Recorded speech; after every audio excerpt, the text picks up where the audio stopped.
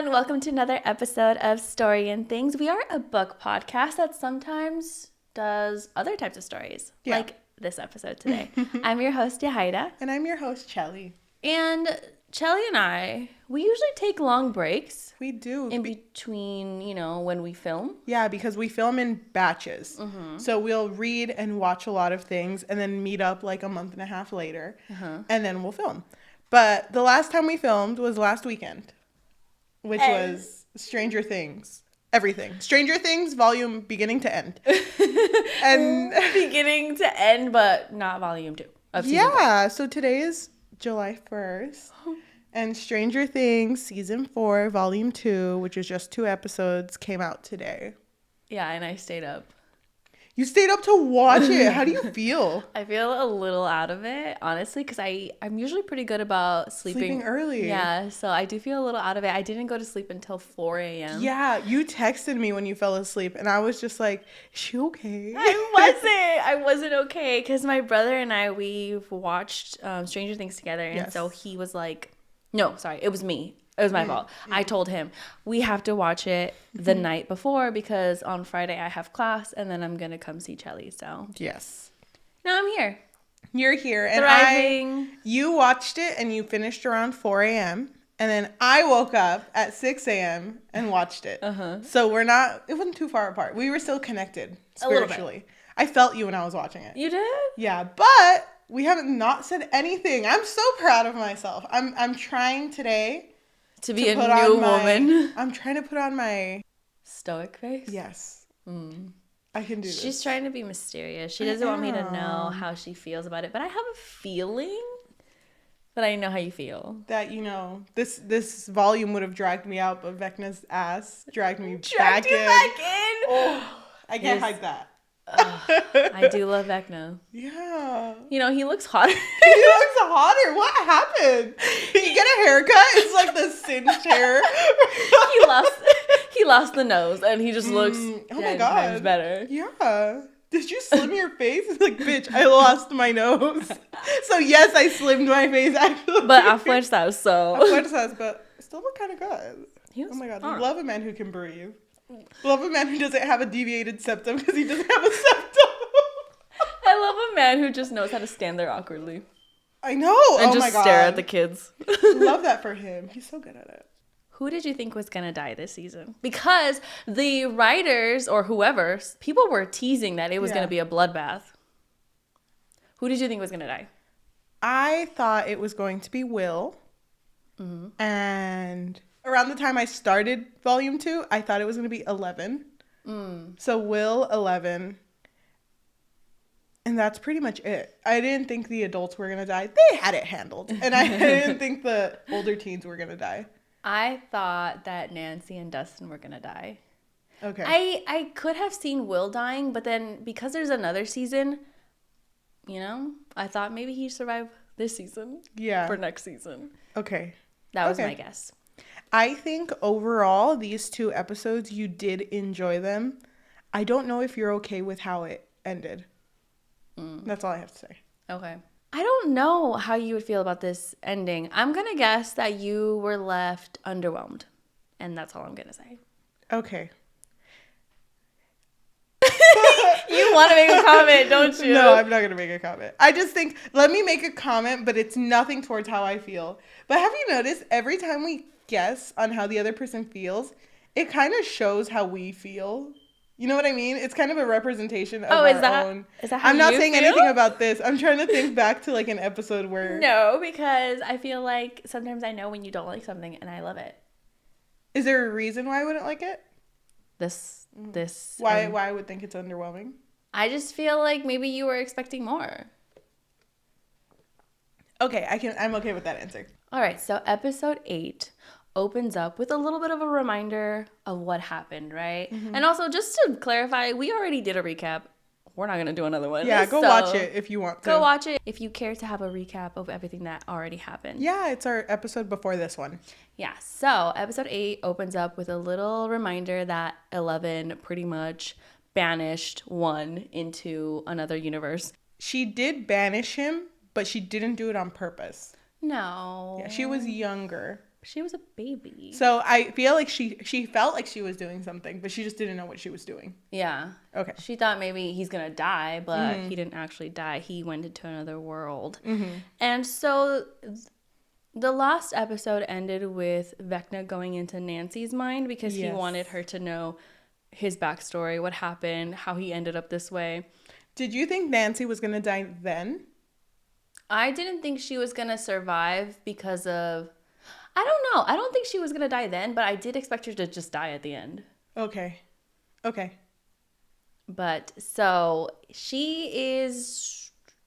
Where is she? She's in the Upside Down, and they're in the trailer park where Chrissy died. No, yeah. But in her mind, Vecna takes her to the hospital. Or where the facility where they did the experiments. And so she's trying to run away from Vecna, and Vecna's like... trying to taunt her, and he grabs her and he basically tells her like, tell 11 what I'm gonna show you, and he shows her what he plans to do to the world, which is basically have the Upside Down world bleed into the real world. At this point, I was kind of scared she was gonna die. Oh, you were? Because they didn't have any music, and then it was kind of funny because they were at Eddie's trailer, remember? And they're all looking through his music like, we have to find music. And he's my God, like, I love this all these part. metal cassettes. This is music. I know, because Robin's like, do you have any Blondie? Is it Blondie? I don't even know. She lists artists and he's like, this is music. And it's just all metal music and it's not Nancy's style at all. I thought Nancy was going to have like a fight sequence because with the way the volume 1 ended, I thought she was going to reach an understanding with like, you know, Victor, he got out of this, so I can too. So I thought she was going to stand up to Vecna. Oh. That's where, and it was going to have metal music and she was going to have a fight sequence. But when you look into Vecna's eyes, you know, you're just so... You get lost in them. Yeah, and you're just so stunned because of his beauty. Yeah. And grace. And he's a little scary too. So she was probably just frozen. Yeah. In fear. But love. Lust. Also. I know. She's like, there's Jonathan, there's Steve, but... Vecna's looking kind of good. He's one, but is he the one? Wait, that sounds like a dating show. That's cute. Okay, so, and then she wakes up. Yeah. Because he lets her go because, remember, he wants her to tell everyone what she saw. And so now we're taken to Russia. Joyce, Hopper, Dimitri, Meyer, and Yuri. They are escaping the prison. But before they get out, they actually end up in a lab where they see a bunch of demogorgons and demodogs. So they know that whatever's happening at that prison is a little suspicious. Because it also seems like they're experimenting on them, or they're creating on a table too. Yeah, or like, I don't know what they're called. They're like tubes with water. Yeah, which you always see in science movies when they're about to make more. I know. It's kind of like Resident Evil. Yeah. You haven't even played it. Have you? I've seen it. Oh, okay. I've watched... I'm sorry I came for you. I came for you. God. You see that was personal. Sorry. Okay, but they end up escaping really smoothly because they get out, get on a van, freaking drive around, like drive over a mountain. And it's as if all the security guards are like, there's too far away. Not even. That's like a day trip. That's not what happened. Yes, they escaped. But they like went through the fence like really fast and like toppled it over, and then they were driving off really fast. They were getting shot at. And they were getting shot at. It wasn't like they were like, oh man. It kind of okay. Rewatch that scene. Someone rewatch that scene because they literally ran out of ammo in like whatever pack they had, and no one reloaded. Everyone was like, no, it's because they went out. Chief said he wouldn't give me more shots until next week. I'm not about to waste all my shots. No, it's because when they were leaving, shit was already happening at the prison with the demogorgons. And so they were hearing the shots. And so they were like, oh shit, we gotta go over there. Yeah, there was priorities. Enzo did mention, because they end up finding a safe house that Yuri showed them, where he was like, we have another plane here. It's gonna be great. But it's just like a little... Oh yeah, they beat the information out of him. Yeah, but it's like literally like a little plane. It's called Katinka. He named it after an ex-lover. So stupid. It's a stupid thing. But he's like, doesn't work, but I can get it to work for us to fly. But he's bullshitting them the whole time because he's not really fixing it. Yeah, and he's a little salty because, I mean, he was kind of taken against his will, and he was, like, tied up, and... You get sequestrado once. Kidnapped one time. All of a sudden, there's Bad Blood by Taylor Swift. No. Okay. Okay, so they're trying to figure out how to get out of Russia. And then Enzo realizes, oh, I actually know someone who can come and save us. I don't think he mentions a name. Not that I remember, at least. I don't think it really matters. But so he dials a phone number and he's like, oh, I need to get in contact with so-and-so. Here's my phone number. Here's whatever. And then he hangs up. And then everybody else is like, why'd you hang up? And he was like, oh, well, they'll give us a call back. Yeah, because you have to call like a hotline in order for them to double check that you're being legit. Yeah. Because this is Soviet Russia, so. Exactly. So you got to be careful. Finally, after how long, Hopper and Joyce finally have a little bit of a moment. It was kind of funny though, because Joyce was like, oh, have you been thinking about our date? And he was like, I've been thinking about that lasagna. I'm gonna fuck up some breadsticks, Joyce. You don't even, and he's like, you really wouldn't, nothing else? And the fucking wine, bitch. Nothing else? Oh my God. The pasta. They're gonna come around with the Parmesan? I ain't gonna tell them to stop. They're gonna keep it going. Keep it going, bitch. Put some on the freaking breadstick. I know. He was so hungry. But then he did, like, they were having a little, like, moment where she was like, and anything else after? Dessert, maybe. But you're going to get your own because I'm not getting 2 spoons. That's not what he said. You're getting your own. No, but he just, like, they keep saying, like, what about after that? And after that? And he's like, well, use your imagination. He's like, the reality is better. Yeah, I don't have to use my imagination. And they start kissing. I know. It would have gone farther, but then they got the phone call. Dude, at this point, by the way, oh my God, I know you told me he lost weight for this role. He's so skinny. Yeah. That's crazy. Did it change how you feel about him? I know. I know how much you love him. Boy used to be thick. Now he's skinny legend. So, like. How do you feel? I feel, oh my God, I don't know. Off topic of Stranger Things, but I just feel a certain way when actors have to lose or gain so much weight for a role. Oh, that's so hard. I know, but it's realistic, though, because they weren't feeding him. They were only feeding him soup. Yeah. And cockroaches. I mean, he was looked skinny, though. He looked hella good. At the end of their plot line, just to end it nicely, they do end up getting a call back, and they hear from a lady who they don't know who she is, but they said that Dr. Owens has been compromised and he was with a little girl. Indisposed, she said. And he was with a little girl, and Hopper's like, that has to be Elle. Something's happening. And they did mention that something about Elle being with... A portal. They mentioned a portal. But also Elle being with Joyce's kids. So Will and Jonathan. So they knew something was going on. So they were thinking like... Well, remember, Joyce, in season 3 and season 2. Yeah. We've been through this before. That it's a hive mind. All of the things from the Upside Down, the Demodogs and Demogorgons are a hive mind. So maybe if we kill the ones that we saw in the Russian prison... Then it would save them or help them with whatever it is that they're doing. Yes. So that's basically their mission. But let's go to 11. Okay. 11, remember, she was in... Nina. Nina is like a little machine.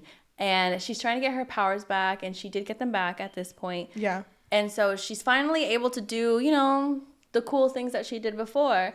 But Dr. Brenner and Dr. Owens are having very conflicting ideas of what they want to do with her, right? Like, yes. Dr. Brenner wants to give her more time. He's like, she's not ready to go after one. And Dr. Owens is very...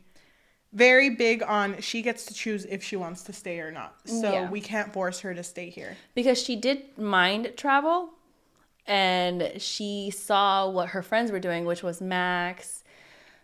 It was everyone. No, she mind traveled, and she saw everyone, not including Jonathan, Will, or Mike, or Argyle, but she doesn't know Argyle. She didn't know Argyle like that. She saw all of them sitting together plotting to kill Vecna. And she knew that they were going to use Max as bait. And that's what she understood from the thing that she was saying. And at this point, she's already had, all those mind experiences with one. She knows what happened. But at this point, she's set that she wants to go.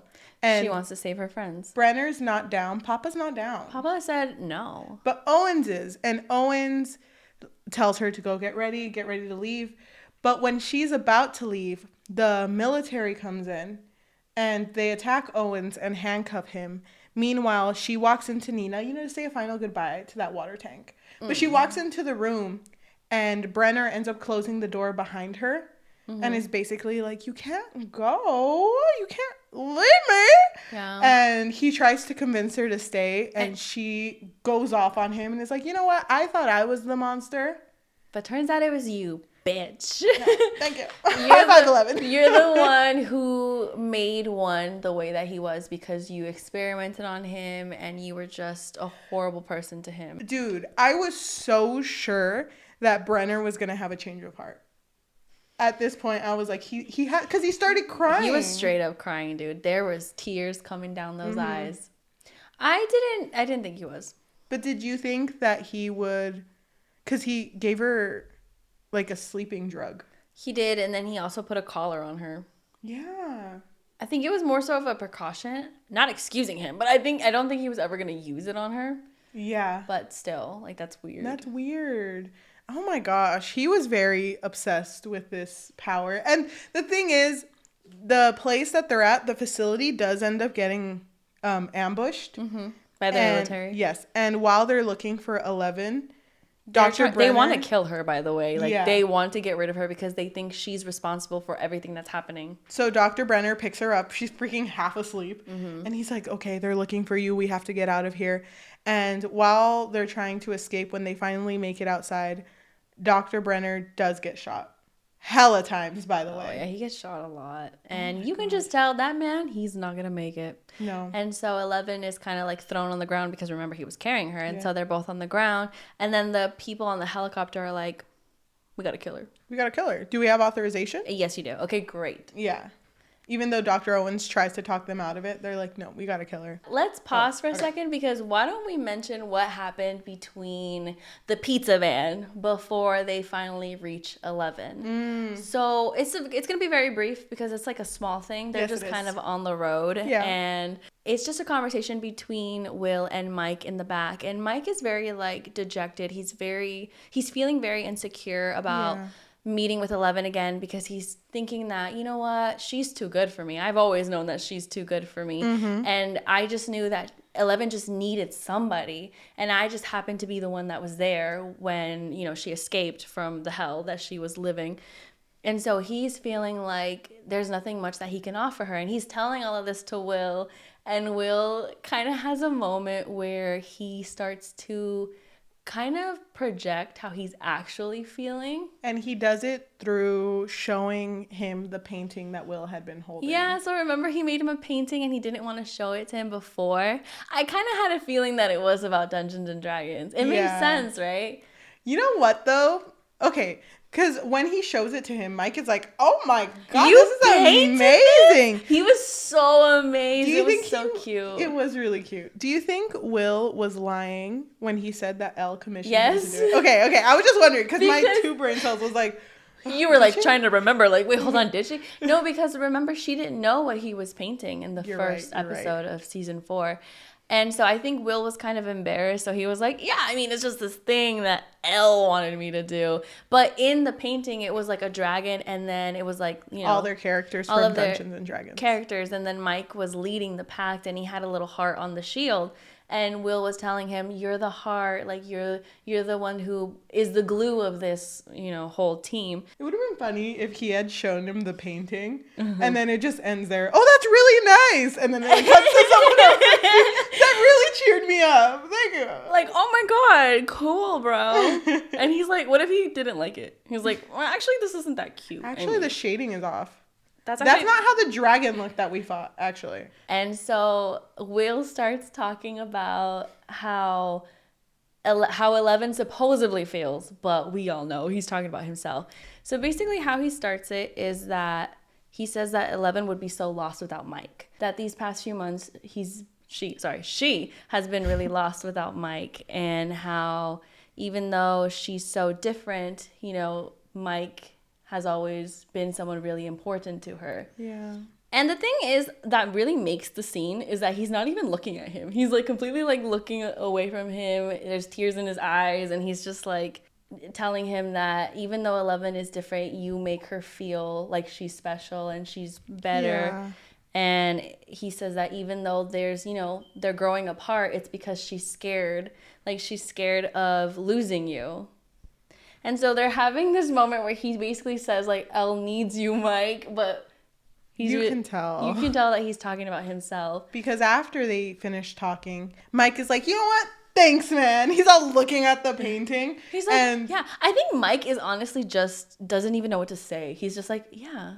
Okay. Mike's not one to put, his heart on his sleeve. Yeah, he's kind of like, okay. But even after, Will looks away and he's covering his mouth because he's like full on sobbing. So it's one of those cries where you have like your whole fist like against your mouth so you don't hear like the sobbing.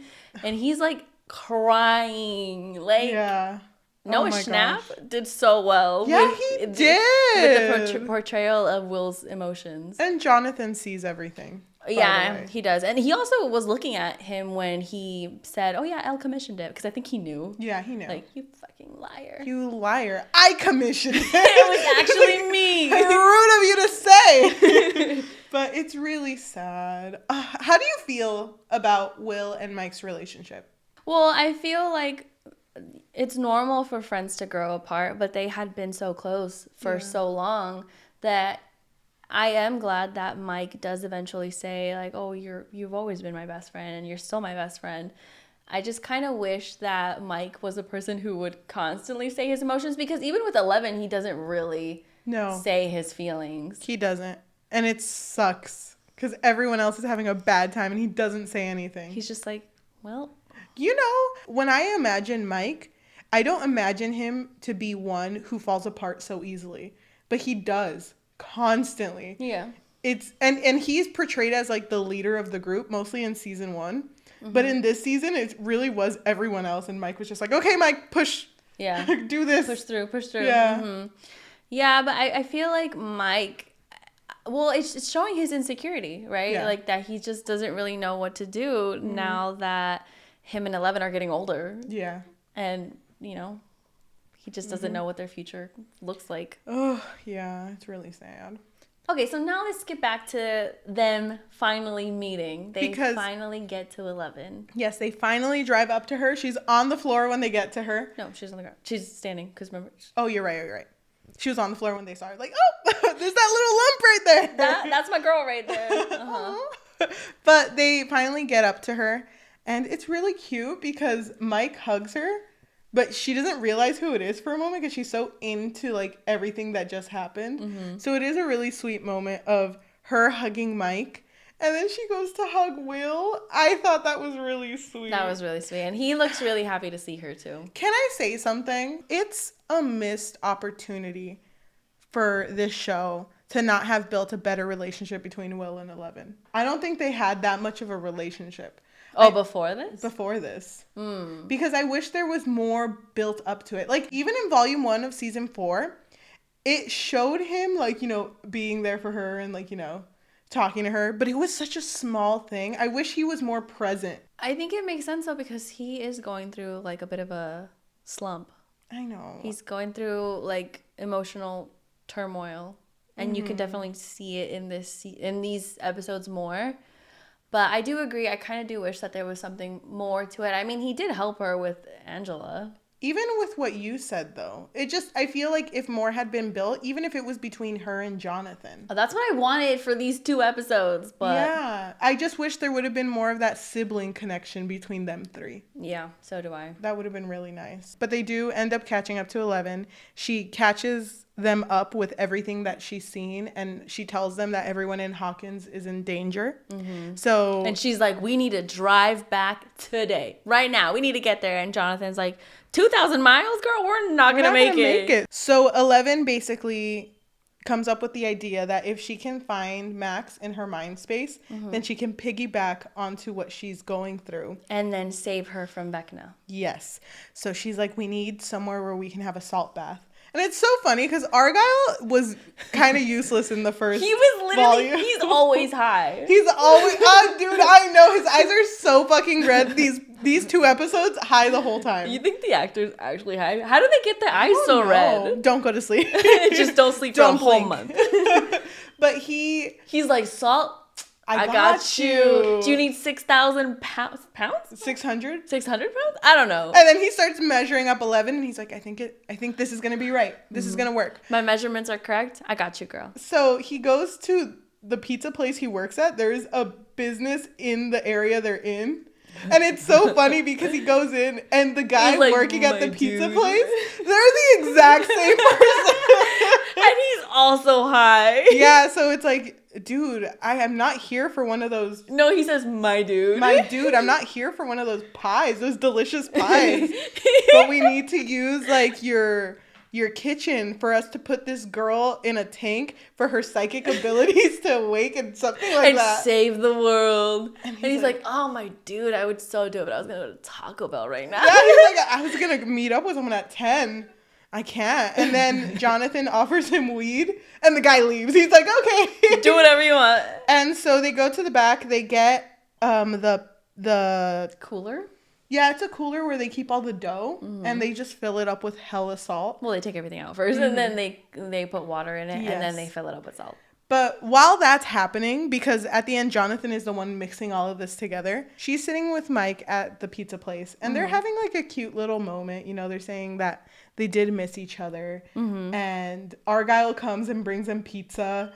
And he's like, here you go, pineapple pizza. And Mike is like, oh my God, that's a crime. And then 11 has it. And she's like, really good. It's so good. Yeah, and so they're trying to force Mike to eat it. But that's not the important part. Jonathan is in the back with Will. He brings up a memory of when Will like put a Lego in his nose. And it's just like a cute like sibling moment where he's just trying to reminisce on something funny. Yeah. And Will's like, I mean, I kind of remember it, but not entirely. And Jonathan is like, oh, it's just so funny. Like, and I just laugh. And it's just like, I just wanted to tell you, like, even though I don't say anything, like, you know, I'm always here for you. So that was kind of like just him trying to let him know, like, oh, I think about you, you know, like, you're my little brother. I love you. And if anything's wrong, I hope you can come up to me like how you used to. Will just answers mid-sob, like, I'm always here for you too. But he says it in a way where he's so surprised by this moment, that this moment is even happening, that he's just like taken aback and they hug. And it's just a really cute moment because you can tell that Will's been needing this. Like, he's been needing acknowledgement. But I still feel really upset. Not upset. I'm just a little, I don't want to use your word, but like, it's underwhelmed. What? See, I knew it. Oh my God. I feel like Jonathan is a character that if he died, it would catch people by surprise because of how little they do with him. Because I thought he was going to be a better character because in season 1, he was portrayed as kind of a loner who does have a heart. He's just looking out for his little brother. And I mean, if you think about it, Will went missing because he took an extra shift. And I thought they would use that in order to build his character of like him setting blame on himself. But he didn't. They didn't. They didn't use that at all. He came back and Jonathan's like, okay. Well, he's back now, so I'm going to go be stoned the whole time. It's really his mom who does everything to help Will. And he's just kind of on the sidelines with Nancy. And even Nancy is like... even his relationship with Nancy, it's very like stale now. And it was stale before. Well, can I tell you something? Yes. That doesn't really have to do with the show. Go ahead. I don't know if this is real, and I don't really feel like looking it up. But allegedly, it's because he got in trouble with a drug possession. And so that's why he's not in the show as much anymore. That's what I heard. I don't know if that's what actually happened. But it makes sense because he was more involved in the first season. He was. And then it's like he slowly started disappearing. And I don't think that the Duffer Brothers, the Duffer? The Duffys. But I feel like they wouldn't have done a character so wrong when they've done so much right with the other characters. Yeah. So yeah, there must have been something. For the most part. Yeah. But it's disappointing to see because I wish he had more of an older brother role. Mm-hmm. I am happy though that Will finally is getting like a little minuscule of what he needed Yeah. He just needed some love, and he's finally getting it, or a little sliver of it from his brother right here. If that is true, allegedly, if it's true, if it's true, that's a real shame that Nancy just kind of like is hopping between boys. I don't know. I really hate that. But nothing happened though. I don't want to. I'm underwhelmed with the sibling relationships. Okay. Well, I completely understand. But why don't we put a pause? Because if we go further, it would be in the action. Yes. So why don't we put a pause and go back to Nancy and the rest of the gang? So what happens with them back in episode 8? So they are set to kill Vecna. They think that, they know that his body is at Victor Creel's house, and now that Nancy knows what's going on, they know that their time is limited, because Vecna's plan was to kill 4 people, and he opens 4 chimes. Yeah, 4 chimes from the clock. But when he opens 4 gates where those 4 people died, it would mean the end of the world. It pretty much means that the upside down world gets pushed into the real world. So she basically comes up with a plan. It's mostly her. She's very strategic. I just want to say Nancy Wheeler is a badass. And we didn't really go through it in the last seasons. No. But she has always been a badass. Yeah, she's good at fighting. She's good with weapons. She's so good at strategy. And she's good at keeping her cool and very, scary times. Yeah. So she basically sets this whole plan up where they're going to have Dustin and Eddie in the Upside Down distracting the bats, while Nancy, Robin, and Steve go kill Vecna in the Upside Down? Yes. Yeah, they kill him in the Upside Down. Meanwhile, Max is going to be bait in the real world with Erica and Lucas with her. And they'll be in the real world, but they'll be in Victor Creel's house. Yes. So this was the whole plan. And to get ready for this plan, they needed weapons. So they go to this weapon place that Eddie suggests. And when they get the weapons, they actually crash into the basketball guy, captain of the basketball team. Jason. And they're all buying weapons too. And he looks at Nancy and is like, I've never pegged you as someone who buys weapons. Yeah, you don't seem like that kind of girl. And he gets very aggressive. And he gets very close to her. Yeah, because he grabs the shotgun and he's like, if you fought someone with this, it wouldn't be good because they can just grab your shotgun. And he grabs it very aggressively. And he was like, and they can attack you. And she basically is telling him you need to let go. You need to let go. And he does let go. But she warns everyone and they run. Yeah, they get out of there because, they're all there. Him and his little friends. When they're leaving, I don't know if it happens when they're leaving or when they're getting there. Just to mention, they did steal an RV. Oh, yeah. They stole an RV that Steve is driving. And there's a moment where Steve is sitting with Nancy and he's basically saying driving this RV makes me think of how I've always had this dream of having 6 little Harringtons. 6 or 8. 6 or 8 of them. And we would just pick up and go all across the country and visit places. And he just really wanted a big family. And Nancy's kind of 6. It's funny because she's like, that sounds good, except for the kids part. That's a nightmare. But then he looks behind him and he's like, I've had practice. Yeah. That was so cute. Oh my gosh. Just wanted to mention that because that comes up later. But their plan is being executed and they have Lucas, Max, and Erica go to Victor Creel's house in the actual world. And they're not talking at all. They're using a paper and pen to talk to each other because they don't want to warn Vecna that they're there. Or of their plan or anything. Yes. When they get to the room where Vecna is at, they have little lights. Yeah, they have lamps that are kind of setting them off where Vecna's location is. Max turns off her music and she starts baiting him okay, I'm here. Where are you? Well, before she baits him. Okay. Max and Lucas do have a little bit of a moment when they're kind of just waiting. Because they're waiting for a signal. And... because Erica's outside. Yeah. And she's basically the flashlight Morse code person that's communicating with everyone. Then Lucas has his own flashlight. So they do make plans. They're movie tomorrow?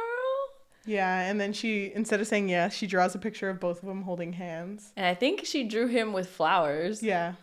It was really cute. But yeah, then she starts baiting Vecna. Wait. Before. How do you feel about that relationship, Max and Lucas? They're cute. Really? They're cute. They're really, really cute. I grew to like them because they were so toxic at the beginning. They were, but then again, like you said, they're kids. Yeah, they were really young, so it makes sense. But I really like them now. I think they're really cute. I think they needed to grow. Yeah. And they did. Hella. So it's really sweet. And okay, another thing.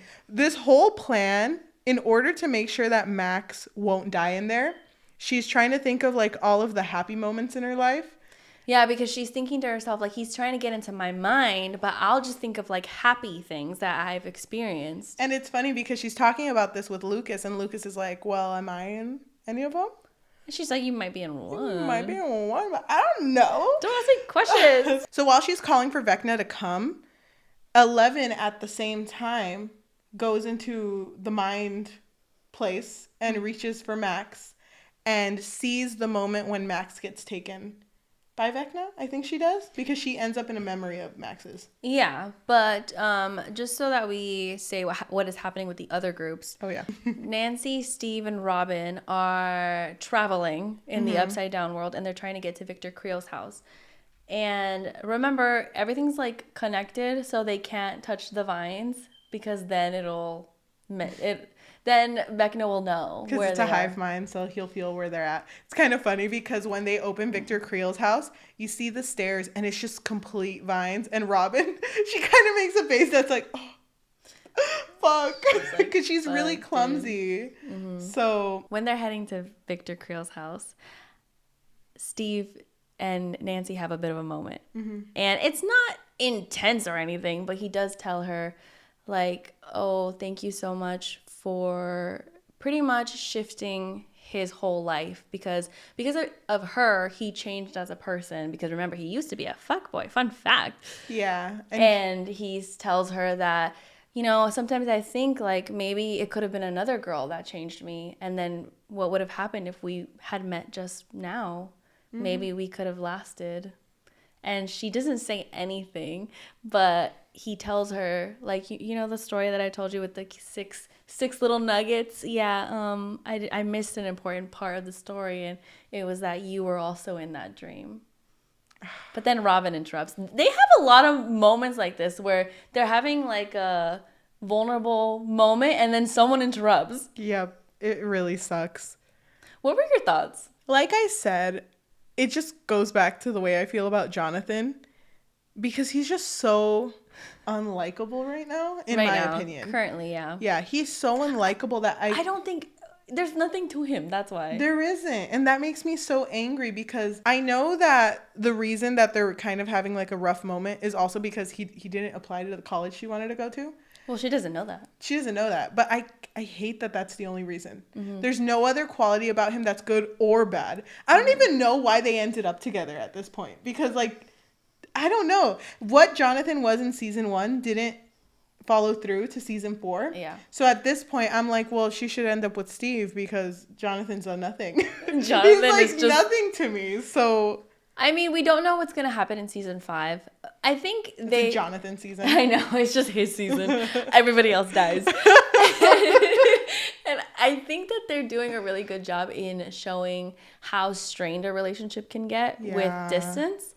But I do wish that they would have given him more, like, character, because I kind of agree with you where it kind of feels like, oh, well, I kind of have to root for Steve because there's nothing to Jonathan. But then again, I've always loved Steve, so I don't know. I do really love Steve, too. But it sucks. That's why I'm very, like, I feel a certain way about Steve and Nancy's relationship, because I don't like knowing that they're going to end up together. Like, I feel like it's very set like that. Unless the Duffys are pulling a fast one. I think that, but then I'm worried that one of them might die. Because, like I said, I did expect Nancy to die. Dude, and I can see that for season 5. If Steve dies and she ends up with Jonathan, I'm out. I'm out. That's so dumb. I'm sorry. I hate that. She's already so triggered. I hate that. Doesn't that sound bad? It is bad. No, I agree. Thank you. Hype me up. Yes, keep going. Go. I just think that there needs to be a good reason as to why she ends up with whoever she ends up with. Yes, thank you. And not just because she's comfortable. So that's why I feel a certain way about the parts with Nancy and Steve in this one. Even the parts with Nancy and Jonathan, I feel a certain way about it.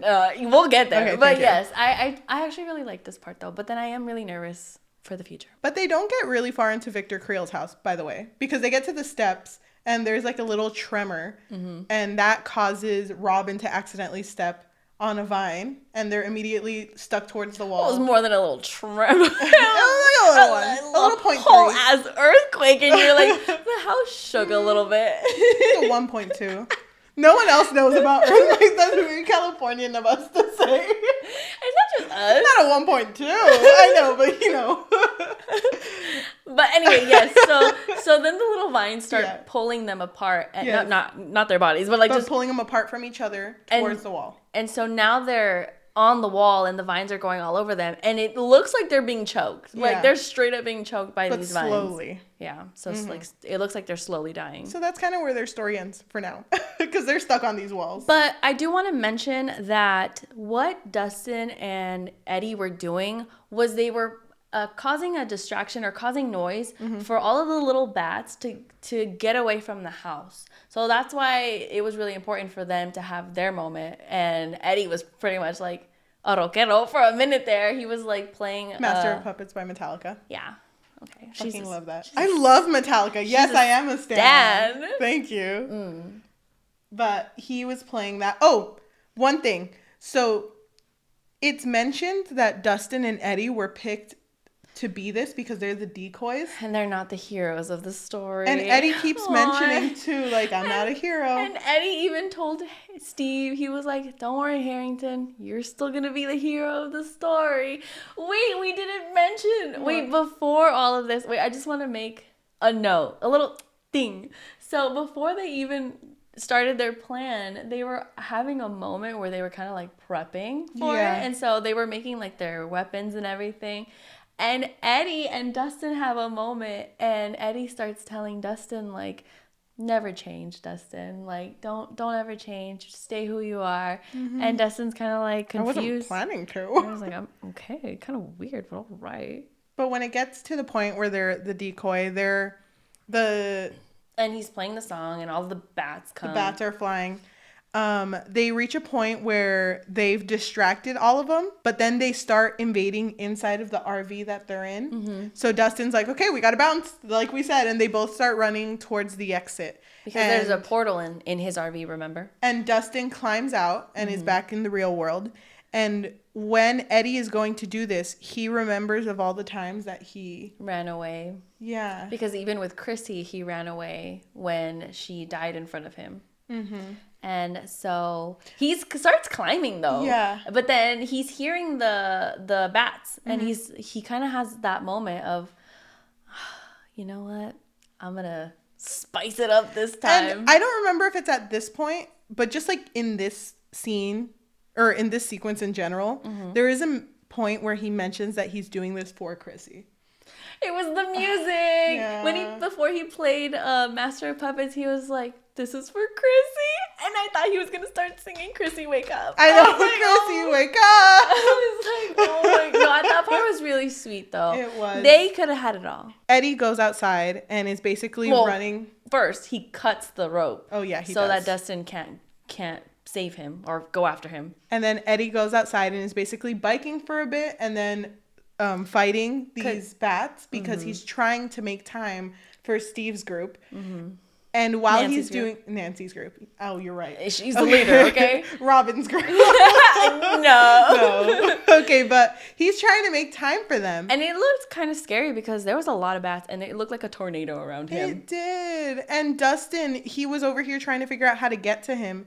And he just decided that he got a chair and he was going to jump up.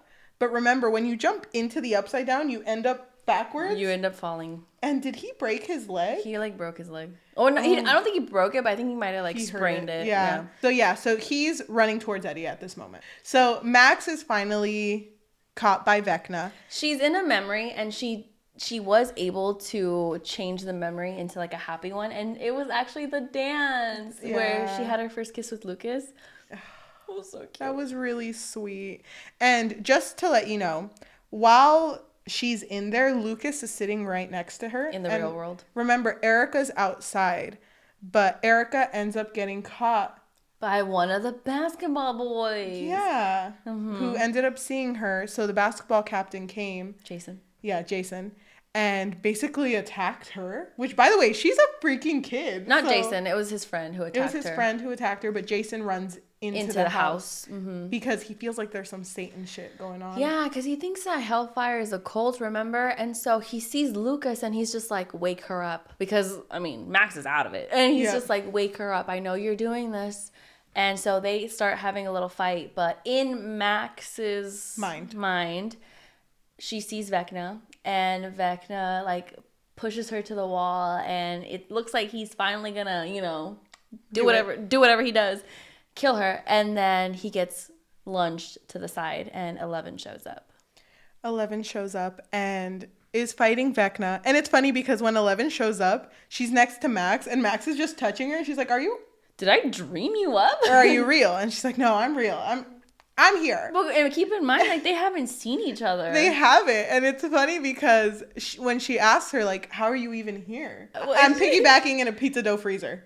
And Max is like, what? Say that again. So I think it's really cute. Like, there's that little moment between them. And like you said, they have not seen each other. Yeah. So while 11 is fighting Vecna, she ends up going, like, she's winning at first, but Vecna takes her to, like, his space, the red space, mm-hmm. and pins her against the wall. And Max is knocked out because she did try, you know, helping, but it didn't work out. Mm-hmm. And Vecna is, like, about to kill Max, and he tells 11, I want you to watch. Well, he tells her, I'm going to kill you, but first I want you to watch. Yes. So then when he's about to go up to Max, 11 mentions that Papa died. Yeah, Papa's dead. Yeah, and he's you know, dead. It's more his fault that you're like this. So well, it's not you. I think she's trying to sympathize with him. Yeah, so she's like, I know you're This isn't you. Oh my God. Not verbatim. Vecna! I'm trying to fix you! Baby! One! Imagine. Yeah. So she's trying to sympathize with him and tell him, I know this isn't you. Like, I know what Papa did to you. You're not like this. And then Vecna kind of leaves Max and starts approaching 11. And 11's trying to, you know, get to him. And she keeps putting the blame on Papa. But then he's like, 11, you made me this. Yeah. You're the one who killed me. Mm-hmm. You're the one who pushed me into this world. I'm like this because of you. And so then Vecna starts choking out 11 with the vines. And meanwhile, just to mention, because everything's happening at once, while that's happening in the real world, Lucas is losing the fight against Jason. Mm-hmm. And Jason tells him, like, I will shoot you if you don't wake her up. Yes. And so it's not ending up well. Mm-hmm. And then back to 11. Remember, she's still in that ice box. With everyone else. Not the bath, but the bath. Yes, she's still there, and they notice that she starts kind of shaking. Convulsing. And they know that she's not winning. And it's so interesting because as soon as she started fighting Vecna, Mike knew. He was like, she's fighting her. She's fighting him. Oh, sorry. When she starts convulsing, they take her out of the water, and they're trying to wake her up. And then Will. Oh my God, Will is like, remember, Mike, you're the heart. You're the heart of this team. And he takes this moment to be like, you know, I haven't said it, but I love you. I love you so much. The reason I don't say it is because I feel like if I say it, it's going to hurt more when you eventually leave me. Mm-hmm. But I love you. You need to keep trying. Keep fighting. And you can win this. I love you with superpowers, without superpowers. I've never been scared of you. Yes. And then everything's happening quick. So at that point, while that's happening, Vecna is already up to Max and has his hand over her. Mm-hmm. So in the real world, Max starts to levitate. Yeah. And Lucas is like freaking out. So he does get the upper hand on Jason. And Jason did destroy her little, what is this called? Walker? Yeah, her Walkman. And yeah, it was so Jason destroyed the Walkman, and so he couldn't, even if Lucas was able to, he couldn't save her with music. And 11 did end up, you know, getting the upper hand, but in the real world, while Vecna's actually holding his hand over Max, her limbs start popping. Yeah, so she starts breaking.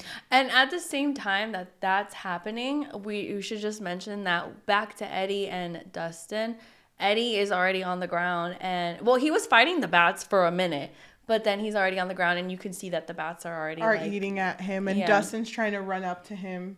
He's like screaming for him, but his leg is hurt, so he can't move that fast.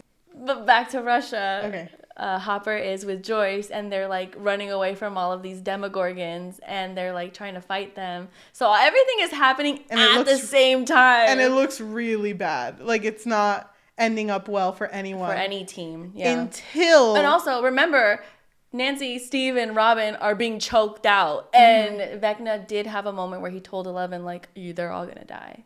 Also, he also told her, I see everything. I knew everybody's plan. I know what you guys are doing. When Myers starts killing all of the Demogorgons and Demodogs with the flamethrower, Steve, Nancy, and Robin are finally let go from the vines because now the power is weakening. Yeah, so there's less vines. They run up the stairs and they see where Vecna's at. And he's just like floating. He's floating there. He's also floating. And they just start attacking him. And at this point, they start burning him. And as soon as he starts walking up to them, they're still burning him. They're still throwing Molotovs. Is that what they're called? I think so. And Nancy is shooting him with a shotgun. While 11 is also fighting him. But they were a little too late because Max does end up, getting popped. I think one of her arms and one of her legs. It was all of them. It was both of her arms and both of her legs. Was it? Okay. It was everything, but it was one by one. And then her eyes were bleeding. Yeah, her eyes were bleeding, but they didn't pop. When they are attacking Vecna's body, he is walking towards them, right? You said that. But then when Nancy shoots at him, he falls out of the window because of the impact. So he falls out of the house and all the way to the floor, and he's like burning. And so with 11, 11 is still in Max's mind, and everything starts disappearing. And so that's when Max falls to the ground. Yes. And Lucas is holding her. Yeah. And they're like both crying, and she's freaking out, and she's just like, I can't feel anything. I can't see anything. I don't want to die. I'm not ready. Yeah. Yeah. And Erica comes in at this point too, and Lucas is just like, you need to call a hospital. We need to get her somewhere where they can help her. But she does end up passing away in his arms. And Eddie's dying. And then Eddie is telling him, you need to take over Hellfire. I told you it was my year. I was going to graduate. Yeah, he said he was going to graduate, that this was his year. And Eddie also ends up dying in Dustin's arms. Yeah. So 11 is still in her mind, though, because she's not leaving because she's basically in the mindscape right next to Lucas and Max. So she's holding on to Max while she's dead. Yeah. And wait. First of all, how did you feel seeing Max snap crackle pop? Is that what it is? Yeah, that is what it is. The Rice Krispies? Yeah. How did I feel? I was already crying because of Eddie. I knew he was going to die the moment he told Dustin all that.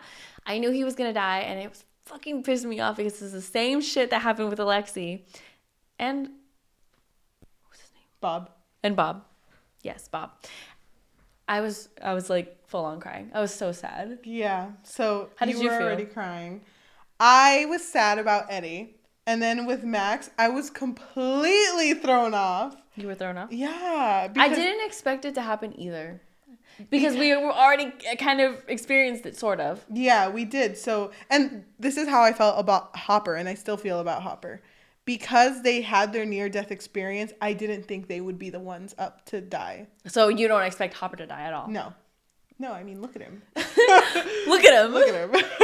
The skinny legend. Yeah. Oh my gosh. I was crying because Lucas was absolutely heartbroken. Even 11 was crying really hard too because she was, trying to hold on to her.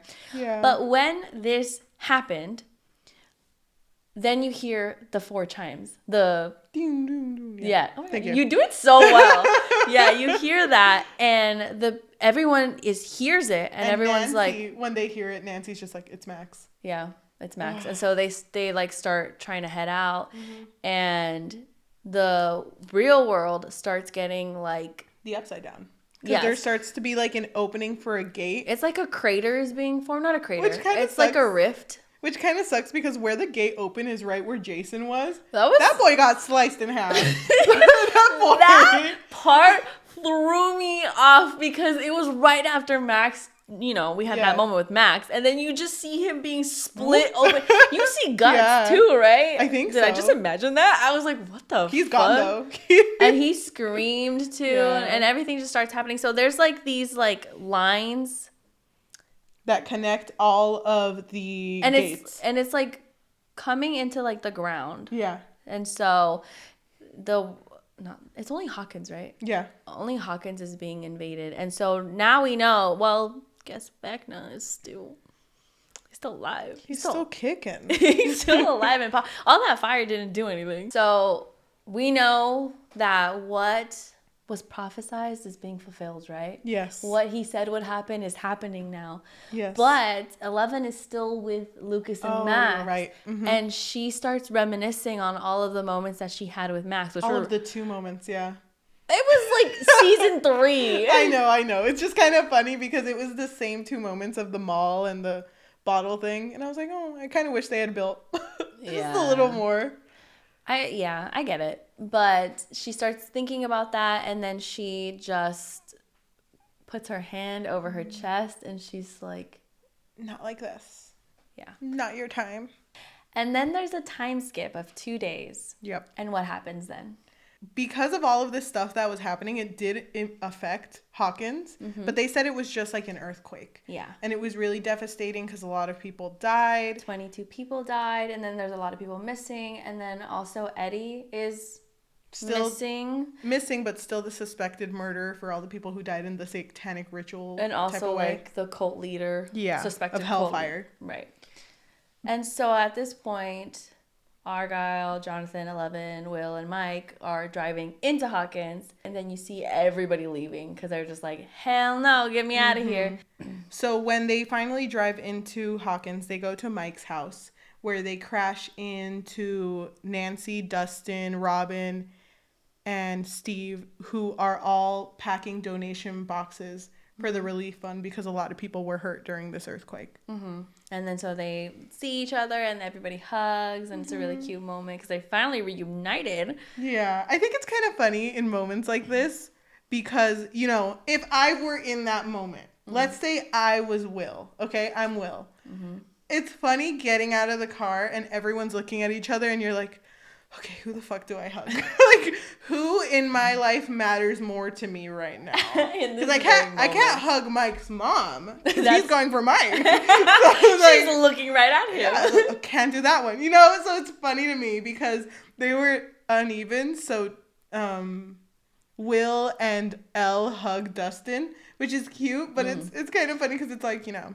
you were my last option. I was going to hug Mike's mom, but... I was going to hug Nancy, but, you know, she jumped into Jonathan's arms. I was actually going to hug... Predictable. I was going to hug Jonathan because I love my brother so much, but I know that it wasn't the moment for that. I know, that's for later. But they all do hug, and Nancy ends up going with Jonathan, Argyle, Elle, Will, and Mike, who go to the cabin where Elle used to live with Hopper. Yeah, and the reason that they're there is because, remember, the military is still looking for her. So they're like, this is the good hiding spot for you. Mm-hmm. But it's a mess, so they end up cleaning it up, and they're boarding up the windows. And do you want to mention the moment between Nancy and Jonathan? They do end up talking, and they basically say that they've missed each other. Is that how it starts? I think so. I mean, they kind of... The moment is kind of like... Awkward. Yeah. It's awkward because while they're talking, Jonathan makes a little comment like, are we okay? And she's like, yeah, of course we're okay. Yeah, of course. We're like, you're the only guy I think about ever. Only man I ever think about it. Oh my God, they do bring up Steve too. Yeah. I forgot why they bring him up. Because they were like, oh, who was in charge? Or who's going to be in charge? Steve. Obviously not that loser. And Nancy is like, well, you know, he's actually changed a lot. Yeah, he's grown up a lot. And Jonathan kind of makes a face like, oh. Well, if you love Steve so much, why don't you just marry him? He like runs into Elle's room I was like, God damn. He's having a moment again. But you know what else happens? In that moment, they bring up the application to college. Yes. And he lied. Jonathan's just like, oh, I haven't received it. Weird. I haven't received anything, actually. And remember, in the previous episodes, he did tell Argyle, like, oh my God, you know what? Me and her, we're not going to go to the same college. I already made my plans. It's going to be a different one. So he already has plans that don't involve her. It's very strained between them. And even with her saying it's okay, it doesn't look okay. You can tell that even she's not in it. She's just like, yeah. I don't want her to end up with Steve. Totally. I don't want her to end up with Steve leaving the relationship like that. I hate that it just fizzled out when they had so much connecting them. Like what? They both went to the Upside Down together for the first time. I thought that was cute. And I just think them being like the crime fighting team was really cute. I like that dynamic. And that, but nothing lasts forever.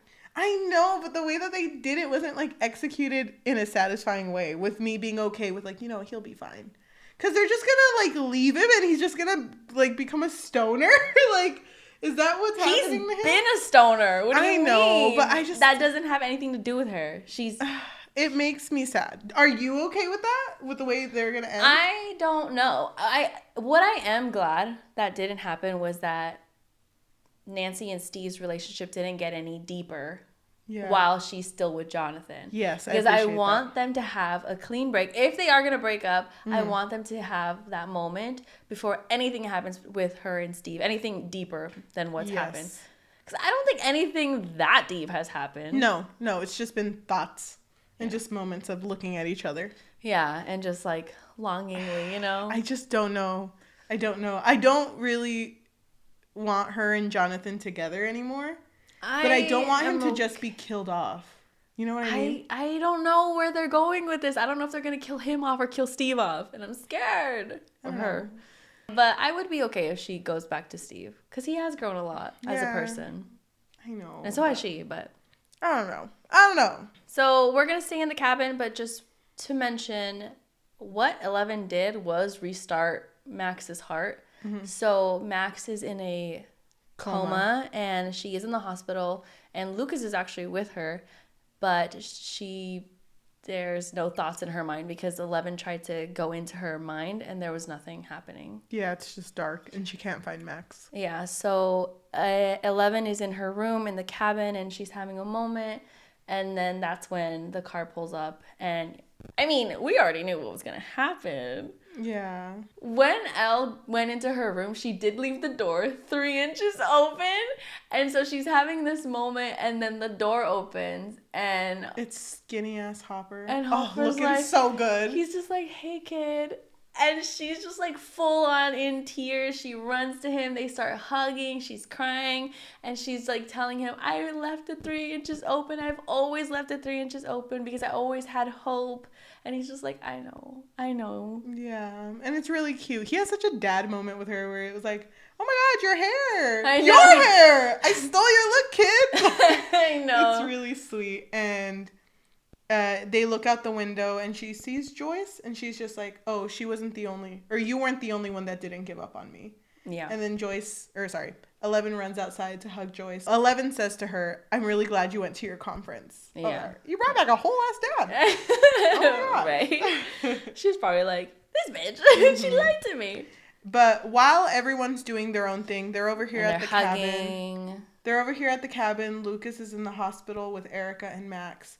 And Dustin, Robin, and Steve are helping out in the relief area for the community.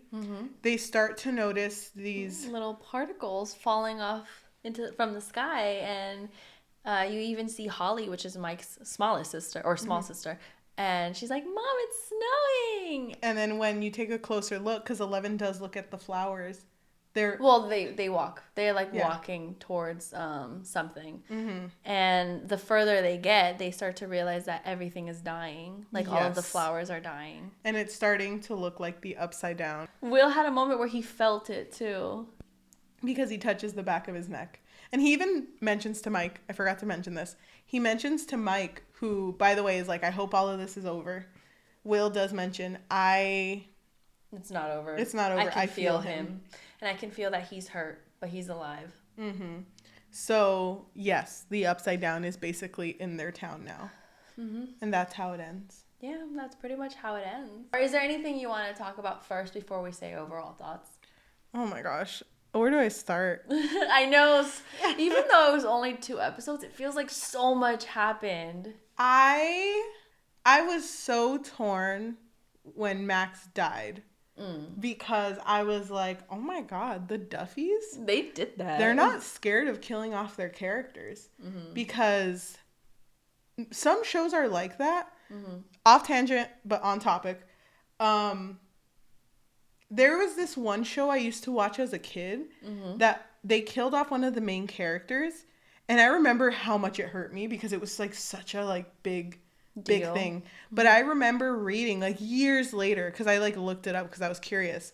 When the author killed off that character, he went into like a really bad like spell of depression. Like he was so sad that every time he makes another story, he never kills off his characters. So now people are kind of mad at him because they know that he won't kill off his characters. That's plot armor. Yes. So oh my god, dude, that's so funny that you say that, because I made a TikTok. I didn't post it, but I made a TikTok of me in tears, and I was like, I used to think the Stranger Things cast had plot armor. They don't, and I just like cut it off there. You should post it. But I'll show it to you right now because I have to explain my thoughts. So that's what I thought.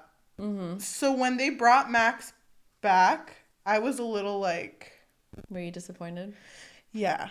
Because they've never done that before. When has it ever shown that Eleven can actually manipulate someone's heart? It's never happened. It makes sense, but I wish they would have showed it before. Or her working up to it. Or like she has her trying it before, but it never worked. Yeah. And I mean, technically it didn't work this time because she's not... we don't know if she's really alive. Yeah, that's true. But I don't think they would keep her alive just to kill her again. Yeah, I don't think they're going to do that. But then when she came back, and then when it was positive that Eddie died, I was like, it's kind of interesting that the ones who die are the ones that show up that season. Yeah, so you kind of already expect it. So now I feel like if Max did die... I mean, she's not in the original squad. That's what I was thinking. Oh my god, that's what I was thinking when she was like, her limbs were breaking. I was like, is it because she wasn't in the first season? Be honest, Duffies. Be honest. I know you're watching this. I know you're hearing this. Is that why? Because it makes sense. I hate that. You know, I don't want any of them to die, honestly. I really don't. I'm going to be devastated if it does happen, but I kind of feel similar to you, where I was so heartbroken with what was happening with Max that when it was revealed that she's not actually dead, I was a little disappointed, only because it feels like, I don't know, like it feels like we're going through this death, but it's not actually a death. It's plot armor. Yeah. It feels like plot armor. It's kind of like with Hopper. That's what I was going to say. It feels like they're only teasing it, but they're not going to do it. And then remember when I mentioned in the episode before, which by the way you should watch, in the episode before, I mentioned that Noah Schnapp made a post with him wearing a harness. And he's like, all harnessed up. It just feels like they're messing with us now. Oh, yeah. I was not happy with Max living. It hurt the way that she died, and I wish it would have ended there. It would have sucked, but it shows that even they are capable of dying. You know what I wanted with that whole moment with Dustin and Eddie? I thought it was so predictable, right? Because they had a moment where Eddie was like, never change, whatever. Yeah. I thought it would have hurt more if Dustin died, because then what Eddie said would have been meaningless, because then he wouldn't have had a chance to change. So I did expect Eddie to die, but then afterwards I was like, it should have been Dustin. Because it would have hurt more with Dustin. It would have hurt more with Dustin. I mean, okay, I don't know actually, because I really loved Eddie. I was so mad when he died. I couldn't even speak. I was like, are you fucking kidding me? I think it would have hurt more with Dustin only because I would know. Because if you think about it, he was only really friends with Dustin and Mike in that huge group of people who are in this upside down thing. But it would have hurt because he would have stuck in the group for Dustin. Yeah, exactly. He would have stayed in it. And it just hurts me to know that Eddie I mean, Eddie did have an arc, right? He was this coward and now he died a hero. And yeah, it was a good arc, whatever. But he died a hero to people who hated him. So it's like, okay, yeah, that's great. And it sucks. I like how this was done, but it really sucks that the only one that knows that he died a hero was his uncle. Oh, yeah, because Dustin tells him. Dustin does tell him, and it's so sad. It's such a sad moment. And he gives him his little necklace. The guitar pick. Oh, my God. I don't know. They did say it was going to be a bloodbath. They did. Not really. I mean, okay, Dr. Brenner died. Okay, who else died? Dr. Brenner died. Dr. Brenner. Eddie. Max for a minute, but she came back. So I'll put that one half up, half down. I'm doing the same thing. Who else? Is that it? Yeah. That's literally it. It's not much of a bloodbath. I mean, a lot of, like, people around them died. Yeah. And there was blood with the balloons that were popping. That's what I was thinking of, too. But, nah. I don't know. I think it's funny that, these episodes are so long and these seasons are so long. But there is, like, one of my complaints is that they don't develop the relationships between all of the characters well enough. There's so many characters. There's so many. So, like, even at the end, Dustin hugging 11, I'm just like, okay, but have you guys talked? Like, ever? Do you guys even message each other? I don't know. Well, letters. Do you guys AOL? That's not there yet. But if you had it, would you? Would you be down? Would I be in your top 5? You know what I mean? Uh-huh. Yeah, I kind of agree with you. And I was already feeling that before. But hearing you say it, I was like, okay, I'm not alone. Validated. I felt validated. Okay, I was already feeling like, yes, I do love all of these relationships between the friends and everything. But some of the relationships aren't really developed that well. Like 11 and Will, 11 and Jonathan, and 11 and doesn't. Is it just 11? I don't know. Yeah. It's just, I kind of wish there would be a little bit more, but there is so much happening. I kind of wish, don't get me wrong, I love what was happening in Russia, but I kind of wish that maybe those moments were a little bit shortened. Yeah. That way we can have more, character development between their relationships. I don't know. That whole Russia thing threw me off. Like, putting in Russia. Really? Doing that. No, yeah, I get it. But I mean... When was that? Season 3? Yeah. I get it. You know what Threw me off, too. Yeah. You know what I really appreciated, though? We said some dislikes. Did you have any other dislikes before I said a like? No. Okay, go ahead. So something that I really appreciated is the fact that they're slowly showing that it's not just 11 saving the world. Like, the team, like Nancy's team, is also very adequate on their own. Because technically, they were the ones that really weakened him. Yeah, they were. I think 11 was just there. She was honestly distracting him. So I really like that. Even in the last season when she lost her powers, and even now to, the team weakening him, I really like that. Oh, it's not just 11 and just her using her telekinesis. Well, my biggest like is Will, because I freaking love him, and I'm so worried for him because he's so emotionally unstable right now. Yeah. You know what? Oh my God, wait. You just reminded me. Okay, so the reason why I'm also a little disappointed with the ending is because what I expected to happen at the very end, Vecna already showed that he can get into people's minds without having to do the little clock thing, because he did that with Nancy, right? He showed her what happened in his life. I really expected him to get into Will's mind at that moment. I thought he was going to get in there and be like, I missed you, Will. Or something. Everyone else, they meant nothing to me. But you? I know. I thought he was going to, say something to him. Yeah. I mean, I get that he was weak, but, come on. There's a part of me that's scared that Will might become evil. Not evil, but, I don't see that, do something bad. I do. He goes through so much shit. He does go through so much. And it feels like he's constantly put on the back of everyone's mind. Not priority at all. For someone who was abducted or missing or whatever he was. For someone whose name was season 1, episode 1, literally the title of the episode. The disappearance of Will. They don't talk about him? Oh, we thought that's how this one was going to end, huh? Yeah. I forgot about that. We thought that he was going to disappear. Nope. They don't care about him. No, they don't. Which is funny because I feel like out of all the actors, Noah Schnapp is the one that's most into it. He posts a lot, dude. Oh my gosh. But how did you feel about the ending? I'm excited for the next season. Yeah. I don't know what's going to happen next. I don't either. But with the way it ended, I love the connection that Will has to the Upside Down. Yeah. I want it to be more talked about. Yeah, I want it to be deeper too. Yeah. Like I want it to show more that, he can actually feel them. Mm-hmm. Like I said, because since he's connected to Vecna, I thought that there would be a way for him to acquire powers. Or at least something. Yeah. You know? Oh, I don't know. I have so much hopes for just Will. No one else. The only character you like? Will, Hopper being a 11? skinny legend, and Vecna's fat ass. What about 11? She's okay. I love 11.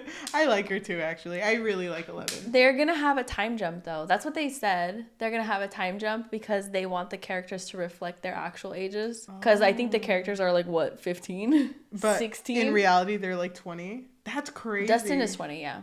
Yeah, that's crazy. But I think Millie is 18, 19? I wonder if they're just not going to go back to California. No, I doubt it. You know, I was like, what happened to Angela? Is her nose okay? I know. Is she good? She's Vecna. Her nose is gone. Wait. It makes sense now. I'm connecting the dots. Have you ever seen Vecna and Angela in the same place at the same time? No, I haven't. You haven't.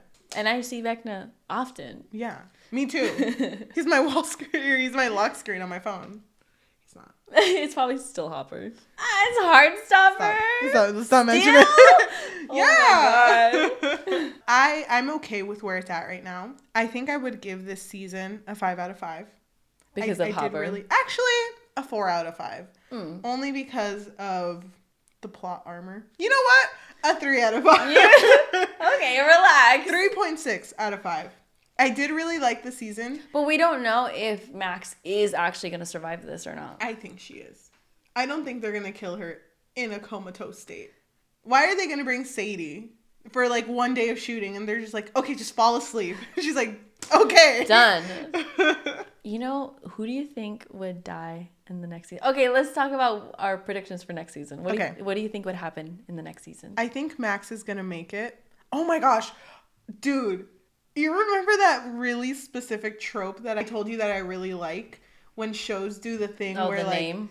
No, when shows do the thing where when one of them is blinded and they ask them, are you okay? And it's like, I've never seen more clearly.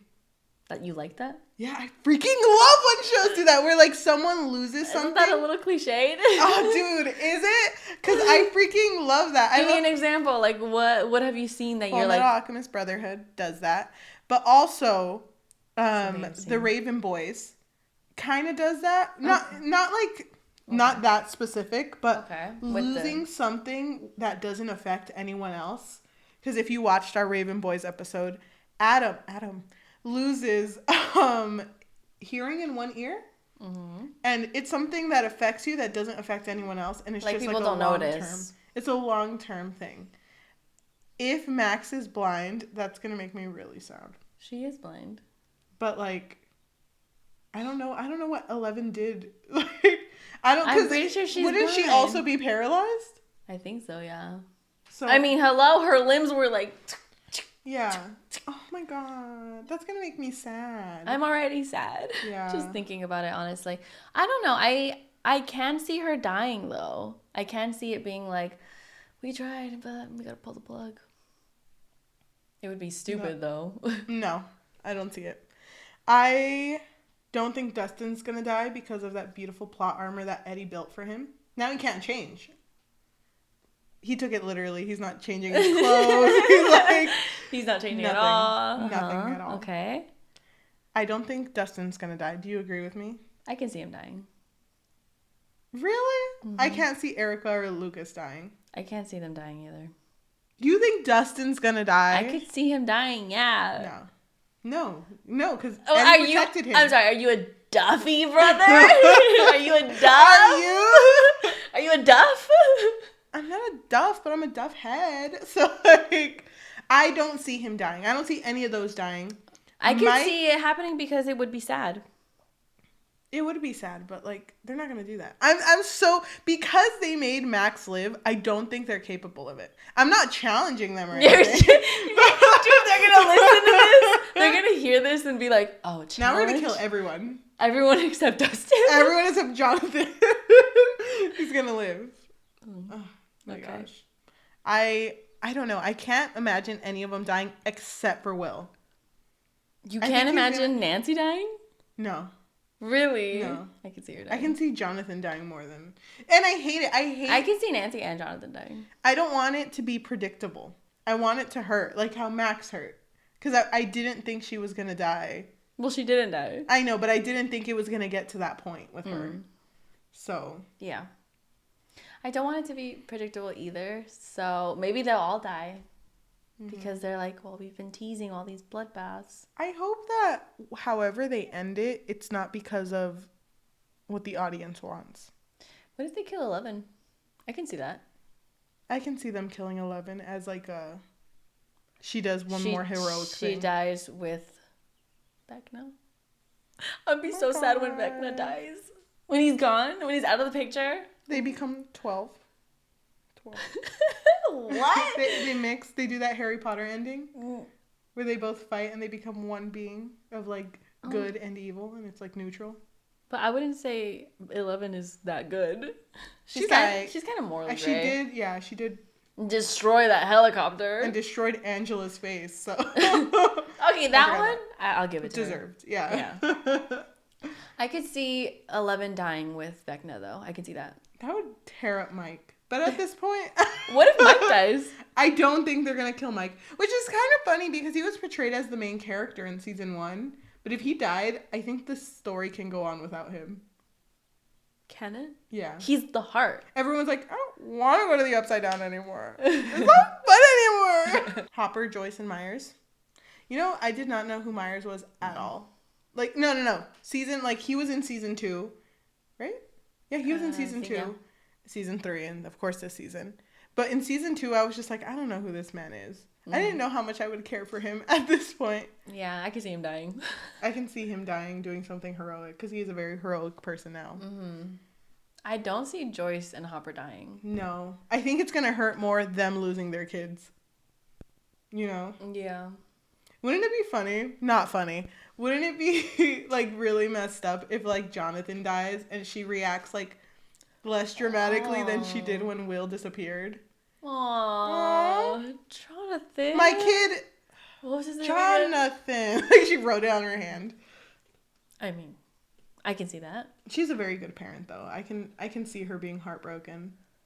But Jonathan, he's just there. So will he be missed? No. He actually doesn't pay rent, which kind of fucks me up. But I think I would give this season a 5. I really liked it. I did obviously have problems with it, but I really liked it overall. So I was watching this with my brother, right? Mm-hmm. Do you want to guess how he feels about Will? Because, you know, I love Will. And I love your brother. Yeah. But you're making me choose right now. I don't know if he likes Will. I don't think he does. Okay, so I actually don't know because my brother is not the type of person who's, like, serious half the time. And so we were watching it together, right? And it was the moment when Will was having that moment with Mike in the beginning. In the car? In the car, and he was telling him, like, Elle really needs you, but he was really talking about himself. Yeah. And I was just, like, having a moment. I was like, I fucking love Will. And my brother was like, nah, Will is so insignificant. wait, let me finish. Okay. He was like, Will is so insignificant. He's just like, he's kind of like Princess Peach.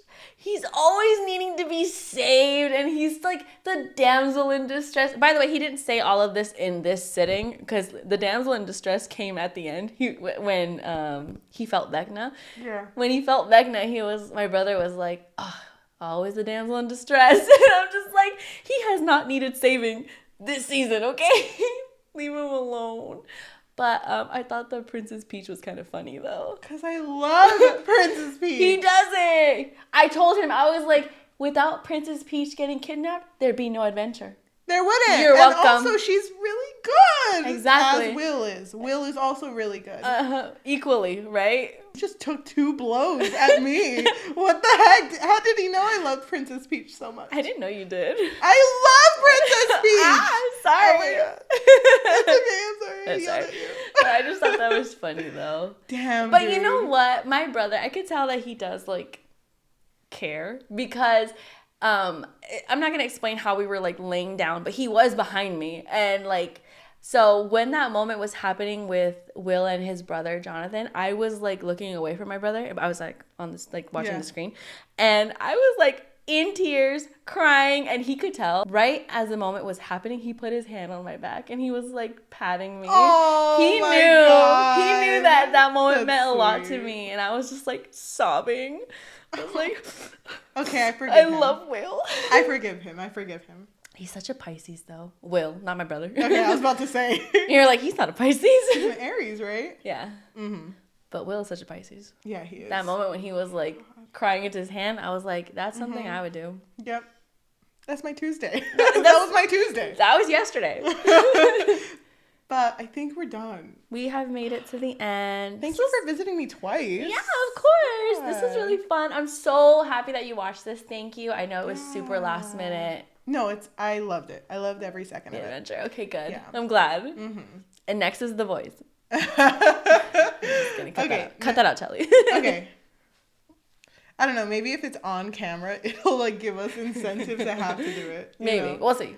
Okay, but thank you everyone for watching and listening. If you are listening to us in audio form, whether it be Spotify, Apple Podcasts, Amazon Music, or anywhere else you get podcasts on, if you can leave us a review and a rating of 5 stars, that would be amazing. Oh, we would really appreciate that. Yeah, and if you want to tell your friends, families, loved ones, hated ones, Vecna, and the entire Upside Down, which apparently is here now, so just everyone in general. Yeah, totally. If you want to tell them about us, that would be really nice because the best way to get exposure is through word of mouth. We've heard. So we've heard, apparently. Mm-hmm. If you are watching us on YouTube, thank you so much. If you want to like, comment, and subscribe, how did you feel about this season? Were you also thirsting over Vecna? Just me? Okay. It's just us? Okay, it's fine. No, it's fine. Really, it's fine. This is awkward now. But if you can also hit that notification bell because it will let you know when we post, which is usually Tuesdays. Mm-hmm. But yeah, I'm done. That's my spiel. Oh. It feels weird because this is usually the point where we'll like read a review off of like Goodreads or Rotten Tomatoes. So now we're going to say our own reviews. I know. Okay, ready? Ready? Roll the dice. And if it lands on an odd, let's just rip this apart. Well, I mean, we did have some moments where we were being a little critical, but that's not a bad thing, in my opinion. It's not a bad thing, no. Because I still really like Stranger Things. And I'm going to watch the next season. And I'm excited for Horror Nights if they have a Stranger Things, which they should. They should. Hello. Yeah. I need to see Max spinning in the air. I need to see Vecna from all angles. But we wouldn't be scared. We'd be like, Vecna. Can I have your autograph? Wait, maybe? Vecna, you trapped me in this room. What are we? Wait, Vecna, this isn't my worst memory. Vecna, there's worse. You separated me from my group? Trying to get me alone? It's not my worst memory because you're in it. Vecna! And he'd be like, I need to go. I know. He's like, in fighting position with his hand up, but then he's like, where? No, I'm interested. I'm interested. Oh my gosh. But we'll be back in 2 years. Approximately. When season 5 comes back. I am going to go into hibernation. We're going to go get pizza and let's just pass away at that pizza place. Pizza. Oh my god. Do you think they'll like empty the freezer for us? Yeah. I'll be on the bottom and you can just be on top of me. Like a baby. Yeah. And let's just go to sleep. All right. Sounds like a plan. So we'll see you in 2 years, everyone. Or you can join us next week for a book review. Yeah, I feel like books and stuff. I don't know. But thank you so much for watching and we'll see you next week. Bye.